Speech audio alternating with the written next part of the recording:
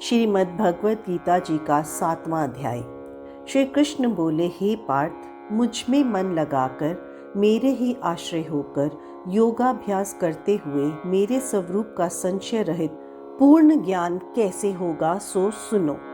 विज्ञान के सहित वह पूर्ण ज्ञान मैं तुम्हें सुनाता हूँ, जिसके जानने से तुमको इस लोक में और कुछ जानना शेष न रहेगा। सहस्त्रों मनुष्यों में से कोई एक सिद्धि प्राप्ति के लिए यत्न करता है। उन यत्न करने वाले सिद्धों में से भी कोई विरला ही मुझे ठीक जान पाता है।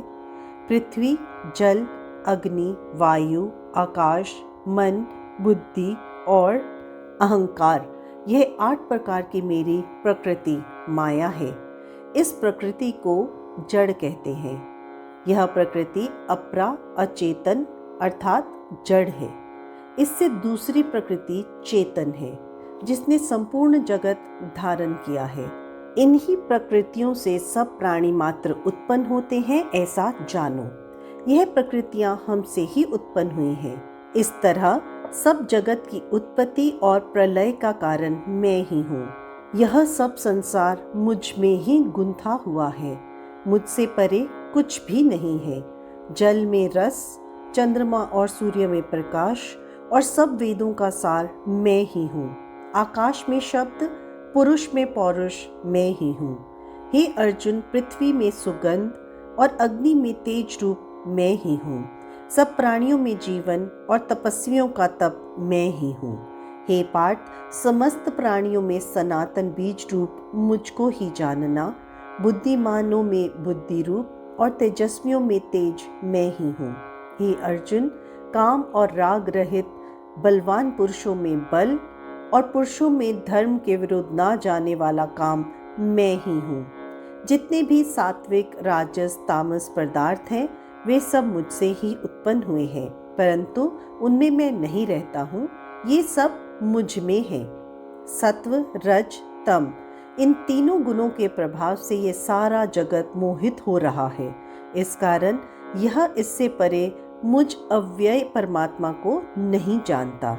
यह मेरी गुणमयी और दिव्य माया अति दुष्कर है। जो मुझको अनन्य भाव से भजते हैं, वे इस माया को पार कर जाते हैं। हे भारत श्रेष्ठ अर्जुन, 4 प्रकार के जीव मुझको भजते हैं: दुखिया, जिज्ञासु, ऐश्वर्य की कामना करने वाले और ज्ञानी। जिनमें मुझे सदा एकाग्रचित्त और केवल मेरी भक्ति करने वाले ज्ञानी पुरुष श्रेष्ठ लगते हैं, क्योंकि मैं ज्ञानी को अत्यंत प्रिय हूँ और वह मुझको प्रिय है।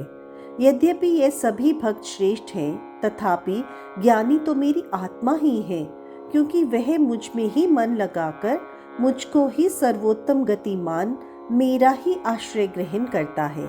वह ज्ञानी अनेक जन्मों के बाद मुझे पा लेता है। ऐसा महात्मा अति दुर्लभ है, जो सब जगत को वासुदेव में समझे।